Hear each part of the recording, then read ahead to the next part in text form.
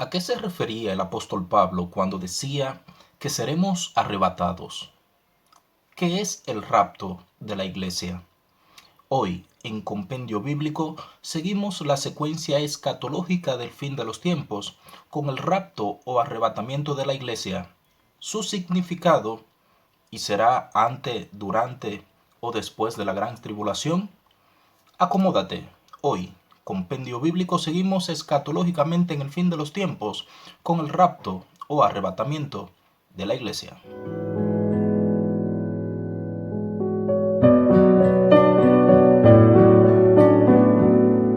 Damos gracias a Dios una vez más en Jesús por permitirnos el privilegio de seguir analizando las escrituras con el tema hoy de el rapto o arrebatamiento de la iglesia. También agradecerle a cada uno de ustedes, amigos, hermano, hermana, que nos ve y nos escucha a través de las redes sociales de YouTube y Facebook. Hoy tenemos un tema muy, pero muy interesante. Un tema que ha tenido múltiples interpretaciones, desde aquella de que la iglesia será raptada de la tierra antes, durante o después de la gran tribulación, ya que la hermenéutica se presta para muchos significados, muchos que lamentablemente la han malinterpretado. Pero hoy vamos a hacer un análisis exhaustivo, minucioso, pero no muy largo, de qué es el arrebatamiento de la iglesia. ¿Por qué Jesucristo, el apóstol Pedro y el apóstol Pablo hacen mención de que la iglesia será arrebatada? Y para empezar, recordemos que en nuestro segmento anterior estábamos hablando de dolores de parto, que eran aquellas señales que se prestarían a ocurrir antes de que la iglesia sea arrebatada. Pero ¿qué es el arrebatamiento de la iglesia? Para empezar, vamos inmediatamente al libro de Primera de Tesalonicense en su capítulo 4. Vamos a ver algunos versos allí, a partir del 13 específicamente, para que podamos tener un contexto de cuando el apóstol Pablo hace referencia de que seremos arrebatados. Esta primera epístola, ¿verdad?, a los tesalonicenses fue escrita en el año 51 después de Cristo aproximadamente. Y allí la palabra arrebatados, del griego común o helenístico koiné, ¿verdad?, como conocemos, es el término arpagexomesa, que significa seremos arrebatados o seremos llevados. Esta palabra viene del verbo arpaxo, que significa arrebatar, tomar, llevar o raptar. Ya de la Septuaginta, cuando pasa a la Vulgata, ¿verdad?, al latín, allí la palabra que se usa es rapiemur, que viene del verbo rapio y significa lo mismo: arrebatar, tomar, llevar o, o raptar. Es una manera de decir de que seremos tomados, pero de un acto muy rápido. Es arrebatar algo de la mano o propiedad de alguien, ¿verdad? Por eso, cuando el apóstol Pablo le escribe a Primera de Tesalonicenses, usa este verbo, el verbo raptar, ralpaxo, del griego común o helenítico del koiné, o de la vulgata del verbo rapio en latín. Vamos a ver, como le indicaba, los versos del 13 al 17, ¿verdad?, de Primera de Tesalonicense en el capítulo 4, para que entendamos de dónde viene esta palabra de que seremos arrebatados o raptados. Leemos en el nombre de Jesús. Tampoco queremos, hermanos, que ignoréis acerca de los que duermen, para que no os entristezcáis como los otros que no tienen esperanza. Porque si creemos que Jesús murió y resucitó, así también traerá Dios con Jesús a los que durmieron en él. Por lo cual os decimos esto en palabra del Señor, que nosotros que vivimos, que habremos quedado hasta la venida del Señor, no predeceremos a los que durmieron. Porque el Señor mismo, con voz de mando, con voz de arcángel y con trompeta de Dios, descenderá del cielo, y los muertos en Cristo resucitarán primero. Luego nosotros, los que vivimos, los que hayamos quedado, seremos arrebatados juntamente con ellos en las nubes para recibir al Señor en el aire, y así estaremos siempre con el Señor. Aquí es donde entra esta palabra de que seremos arrebatados. Y Pablo le escribe a los tesalonicenses para que no ignoren esto, de que en su momento los que han muerto, los que están durmiendo en Cristo, serán levantados de allí para recibir al Señor en los aires. Pero los que estemos vivos no predeceremos a ellos, no vamos a ser antes que ellos, sino que después que ellos sean levantados, nosotros también seremos alzados, raptados, para alcanzarnos y encontrarnos con nuestro Señor Jesucristo en las alturas. Esto es lo que Pablo está, perdón, explicando a los tesalonicenses allí, de que seremos arrebatados físicamente, que este es el punto, uno de los puntos muy esenciales, porque muchas personas entienden que el rapto de la iglesia es un acontecimiento que solo será espiritual y que solo será Cristo en la vida de las personas, haciendo morada en los corazones, no que sería un acto físico en las personas. Y aquí lo vemos que sí, seremos arrebatados los que estemos vivos. Esto va a ser físicamente. Y prueba de ello seguimos teniendo en la Biblia, en la palabra de Dios. Aquí lo hemos visto, ¿verdad? En que primero los que han muerto en Cristo serán arrebatados, serán alzados. Y luego los que estemos vivos también seremos levantados. Pero eso es físicamente, claro. Nada incorruptible entrará a los cielos. Eso es lo que explica la Biblia. Pero seremos transformados, nuestros cuerpos van a ser transformados para poder encontrarse con Jesús y subir a la presencia de Dios. Voy un poco rápido así, hermanos, porque tenemos bastante texto para ver, para mirar, y queremos resumir un poco el tiempo. Esto también, de que seremos levantados físicamente, está en Primera de Corintios, en el capítulo 15, y allí Pablo también se lo dice a los corintios. Vamos allá. Primera de Corintios, vaya buscándolo, en su capítulo 15. Tenemos allí el verso el 51 y el 52. Y voy leyendo para avanzar. Dice, Primera de Corintios 15, 51, 52. He aquí os digo un misterio. No todos dormiremos, pero todos seremos transformados. ¿Está escuchando? En un momento, en un abrir y cerrar de ojos, a la final trompeta, porque se tocará la trompeta y los muertos serán resucitados incorruptibles y nosotros seremos transformados. Aquí está. Vuelve y especifica que primero los muertos serán resucitados incorruptibles y los que estemos vivos, lo que hayamos quedado vivos para el momento del rapto, seremos transformados. Esto es poder, hermano. Este es uno de los acontecimientos más esperados en el momento de la vida de la iglesia. El levantamiento o rapto, que es donde Dios se lleva a la iglesia de la tierra. A morar con Él en los cielos durante un tiempo, ¿verdad? Hasta su segunda venida. Porque esta venida de Cristo por la iglesia no es la segunda venida. Muchos también lo han malinterpretado porque se especifica que Cristo viene a buscar a la iglesia. Y esto lo han interpretado como su segunda venida. Su segunda venida no es así. En la segunda venida de Cristo todo ojo le verá. En esta no lo verá todo ojo. En esta es la iglesia que va a encontrarse con Él en las alturas. El que lee y escuche, que entienda. Hay otro verso también que hace alusión de que vamos a encontrar, de que vamos a subir físicamente a los cielos, o sea, porque vamos a ser transformados, cuerpos transformados. Y eso está en el capítulo 14 del Evangelio de San Juan, en el verso 3. Vamos a buscarlo también, porque es bueno, hermanos, que siempre leamos, ¿verdad? Todo en la Escritura para poder confirmar lo que estamos leyendo y lo que estamos estudiando. Siempre hay que ir a las Escrituras para pasarla por el crisol de lo que dice la palabra de Dios. Lo que podamos decir, si no está en la Biblia, pues se presta a mucha interpretación.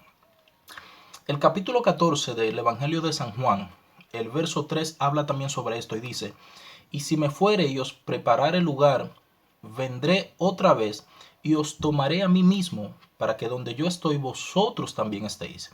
Estas son palabras del propio Jesús, que dice que si Él se va y prepara lugar, Él vendrá otra vez y se tomará a sí mismo, para que donde Él esté nosotros también estemos, porque nosotros somos uno en Jesús. ¿Se entiende? O sea, Jesucristo dejó establecida la iglesia para ello, para venir por ella en su tiempo.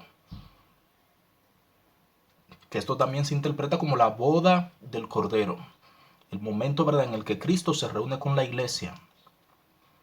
Y sobre la boda también vamos a ver unos versos que habla de ese encuentro entre Jesucristo y su novia, que es conocido como la boda del Cordero. Y para ello vamos a Efesios, capítulo 5, porque como le digo, hay muchos versos. Sería bueno que usted cuando vea este video, ¿verdad?, vaya anotando las citas para que luego, si desea minuciosamente estudiarlas un poco más a profundidad, pueda hacerlo en cualquier momento. La novia del Cordero. ¿Por qué la novia del Cordero? La iglesia, para su momento cumbre con la boda.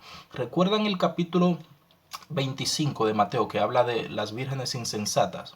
De aquel momento en donde las vírgenes se preparan para recibir al novio en las bodas y las insensatas no se abastecen de aceite suficiente. Pues ese momento es parecido a una boda. Y allá en Efesios capítulo 5, vamos a verlo. Efesios capítulo 5, el verso 25, por si lo está buscando conmigo. Vamos, aquí lo tenemos. Ok. Efesios 5, específicamente el verso 25 al 27. Dice: maridos, amad a vuestras mujeres, así como Cristo amó a la iglesia y se entregó a sí mismo por ella.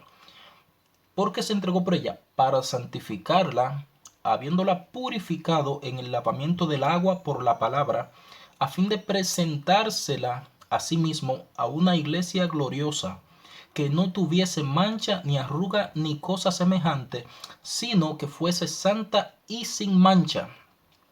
Cristo, a través del lavamiento del agua, del bautismo, por la palabra, se ha preparado a esta iglesia. Por eso es que se pide que los hermanos siempre estén apartados de las cosas del mundo, porque Cristo viene a buscar una iglesia sin mancha, sin contaminación. Y por eso muchos se van a quedar en el momento del arrebatamiento o rapto, porque no van a estar guardándose para ese momento. Apocalipsis capítulo 19 también lo muestra. Vamos allá, Apocalipsis 19. Vaya conmigo, hermano. Apocalipsis 19. Vamos aquí un poco rápido. Tenemos una Biblia virtual para así tratar de encontrar los versos un poco más rápido. Apocalipsis 19, los versos 7 y 8 hablan también de eso. Dice: gocémonos y alegrémonos y démosle gloria, porque han llegado las bodas del Cordero y su esposa se ha preparado. Y a ella se le ha concedido que se vista de lino fino, limpio y resplandeciente, porque el lino fino es las acciones justas de los santos. Míralo ahí. Las acciones justas de los santos, suya, mía, es el lino fino, limpio y resplandeciente con que la iglesia del Señor se viste y se adorna para ese encuentro, para esa boda con Jesucristo. Entonces, por esto, esta boda es el momento de la reunión entre Jesucristo y su iglesia, que dan la culminación, la unión entre Jesucristo y su pueblo para ese momento.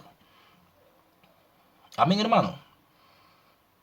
Ahora, como le decía en la introducción, el rapto, arrebatamiento de la iglesia, en donde Cristo se lleva a la iglesia de la tierra, ¿será antes, durante o después de la gran tribulación? Estamos pasando ahora mismo tribulaciones, pero esta no es la gran tribulación a la que la Biblia hace referencia. Y la iglesia no va a estar en la gran tribulación, hermano. Suénele a usted un poco, diría yo, no voy a decir incongruente, porque no es el término, pero quizá extraño, porque para muchos la iglesia va a pasar la gran tribulación. Incluso otros dicen que sería el final de la gran tribulación, que la iglesia va a ser quitada. No. Durante la gran tribulación hay personas que sí van a ser salvas, pero no es el momento del rapto de la iglesia durante la gran tribulación, es antes. La iglesia no va a pasar ese momento. Esto lo podemos ver, por ejemplo, en el capítulo 3 del libro de Apocalipsis, el verso 10 específicamente. Allí se lee: por cuanto has guardado la palabra de mi paciencia, yo también te guardaré de la hora de la prueba que ha de venir sobre el mundo entero, la gran tribulación. ¿Para qué? La gran tribulación será para probar a los que moran sobre la tierra. O sea, Cristo le está diciendo a la iglesia, recuerden las 7 iglesias, ¿verdad?, que se describe aquí en el capítulo, específicamente Apocalipsis 2:3. Dice: por cuanto has guardado la palabra de mi paciencia, yo también te guardaré de la hora de la prueba que ha de venir sobre el mundo entero. Está diciendo a la iglesia: yo te voy a guardar de eso. ¿Y dónde? Si la iglesia está en la tierra y la gran tribulación viene a la tierra, ¿cuál es el mejor lugar para Cristo guardar a su iglesia? No es la tierra. Entonces Cristo viene por ella para evitar que pase la gran tribulación. Y lo muestra también en Lucas, el capítulo 21 de Lucas. Lucas 21, el verso 36. Allí Jesús dice, velad pues en todo tiempo orando que seáis tenidos por digno de escapar de todas las cosas que vendrán y de estar en pie delante del Hijo de Dios. Lo vuelve y lo recalca Jesús aquí. Velad pues en todo tiempo, orando para que seáis tenidos por digno de escapar de todas las cosas que vendrán.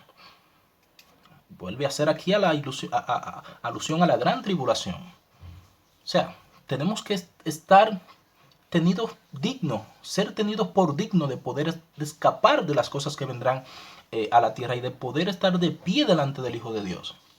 Entonces la gran tribulación, para poder suceder, la iglesia tiene que salir primero de la tierra, porque estamos en tribulaciones. Eso lo vemos en Mateo 24.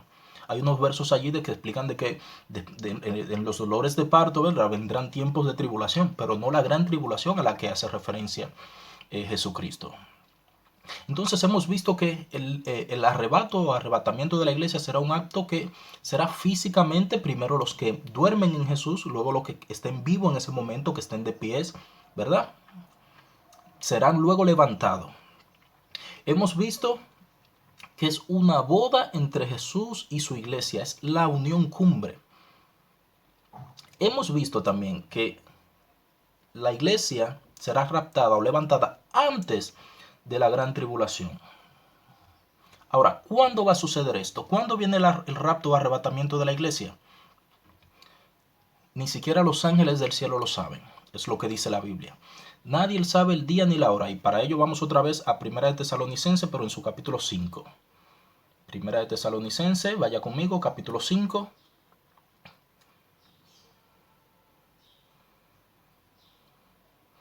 Primera de Tesalonicense, su capítulo 5, del 1 al 4 vamos a leerlo, para que entendamos cuándo va a pasar esto.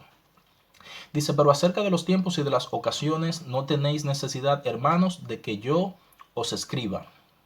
Porque vosotros sabéis perfectamente que el día del Señor vendrá así como ladrón en la noche. Oiga cómo viene el rapto, el Señor por la iglesia. Como ladrón en la noche. Que cuando digan paz y seguridad, entonces vendrá sobre ellos destrucción repentina, como los dolores a la mujer encinta, y no escaparán. Mas vosotros, hermanos, no estáis en tinieblas, para que aquel día os sorprenda como ladrón. A la iglesia, el rapto no la debe sorprender.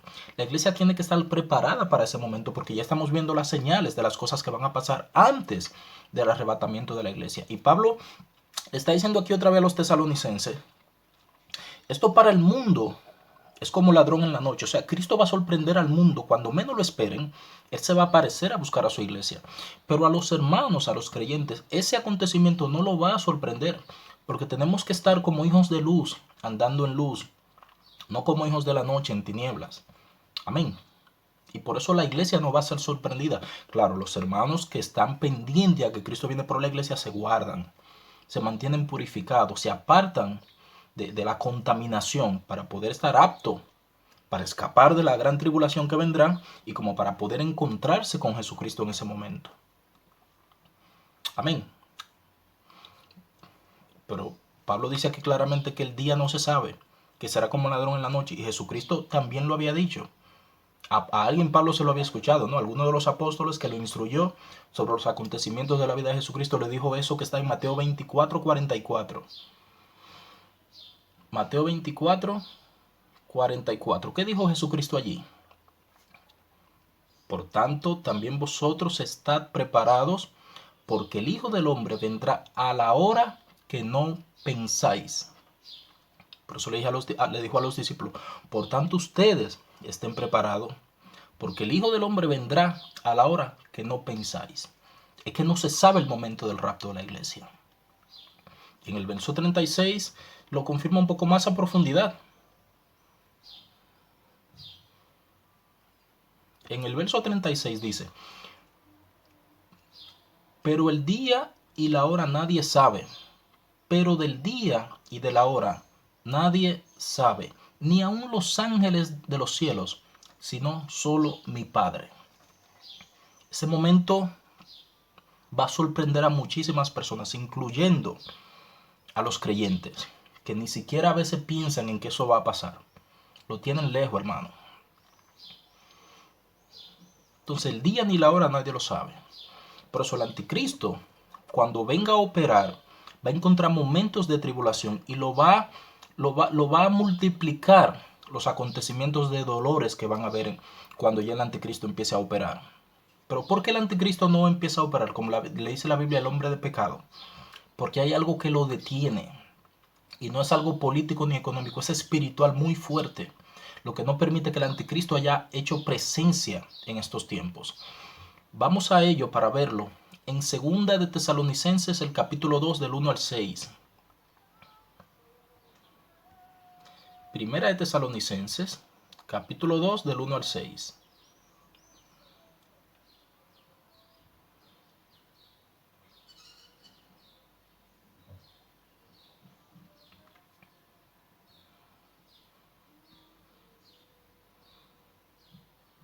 Estamos por aquí. Primera de Tesalonicenses. No, es segunda. Segunda de Tesalonicenses, perdón. Capítulo 2, del 1 al 6. Pero con respecto a la venida del Señor Jesucristo y nuestra unión con Él, os rogamos, hermanos, que no os dejéis mover fácilmente de vuestro modo de pensar, ni os conturbéis, ni por espíritu, ni por palabra, ni por carta como si fuera nuestra, en el sentido de que el día del Señor está cerca. Nadie os engañe en ninguna manera, porque no vendrá sin que antes venga la apostasía y se manifieste el hombre de pecado, el hijo de perdición, el cual se opone y se levanta contra todo lo que se llama Dios o es objeto de culto, tanto que se sienta en el templo de Dios como Dios, haciéndose pasar por Dios. ¿No os acordáis que cuando yo estaba todavía con vosotros os decía esto? Y ahora vosotros sabéis lo que lo detiene, a fin de que a su debido tiempo se manifieste. ¿Qué detiene? La presencia del anticristo, del hombre de pecado, a operar en la tierra. La iglesia, durante la iglesia está, no puede manifestarse. Ahora, una vez la iglesia sea quitada, sea raptada, este hombre de pecado va a entrar. Y eso lo vamos a ver ya en nuestro próximo segmento, ¿verdad? Que vamos a hablar de la gran tribulación. Ahí lo vamos a ver a profundidad. Así que manténgase pendiente. Entonces la iglesia detiene la presencia del hombre de pecado, detiene la presencia y operatividad del anticristo.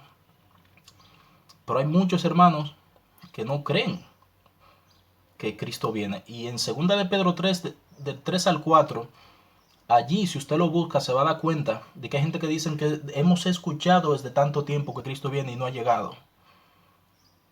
Y lamentablemente muchos por eso se van a perder. Así que guarde esto en su corazón, hermano. Guarde estas palabras. La iglesia va a ser arrebatada en cualquier momento. No importa que por ahí le digan que hace mucho tiempo. No importa que otros pongan fecha. El rapto de la iglesia es en cualquier momento. Hay que estar preparado para ese acontecimiento. No como las vírgenes insensatas de las que le mencioné del Mateo 25. No. Y hay unos versos como la segunda de Pedro capítulo 3 verso 10 y también Mateo 24, 13 que hablan también de una venida, pero esa es de la segunda venida del Señor. Si lo lee se da cuenta de la estructura y la composición de esas palabras y de los textos allí, del impacto que va a tener cuando Jesucristo venga a la tierra. Y por eso no es la venida. Tiene que tener bien en cuenta, hermano, y ya con esto vamos a terminar, de que la venida de Cristo por la iglesia no es la segunda venida de Jesucristo. La segunda venida de Jesucristo va a ser impactante, todo ojo le verá, es un acontecimiento público trascendental. Pero el levantamiento de la iglesia, la venida de Cristo por su pueblo, es un acto que solo la trompeta la van a escuchar aquellos que son llamados y elegidos y van a ir a encontrarse con el Señor en las alturas. En la segunda venida de Cristo, Cristo viene a la tierra. En el rapto o arrebatamiento, la iglesia va a encontrarse con Él en las alturas. Amén. Ya para finalizar, hermanos, me queda primero darle gracias a Dios por este análisis que hemos hecho de su palabra hoy y pedirle a usted también que por favor comparta estos videos que van a ser de bendición a otras personas, hermano. Compártalo. O sea, de la única manera en que yo me doy cuenta que usted ve y que valora el trabajo que hacemos para llevar estos análisis de la palabra de Dios es usted suscribiéndose a este canal, dejando un comentario, sea de crítica, sea de bendición, sea de agradecimiento. Deje un mensaje, deje un comentario, suscríbase al canal y compártalo en redes sociales, cualquiera de ellas, grupo de WhatsApp, el que usted quiera. Pero hágalo, hermano, porque de esta manera estamos viendo el esfuerzo que estamos haciendo de que la palabra de Dios está llegando a su vida. Amén. Solo le pedimos eso. Sea bendecido como yo soy bendecido y bendiga a otro.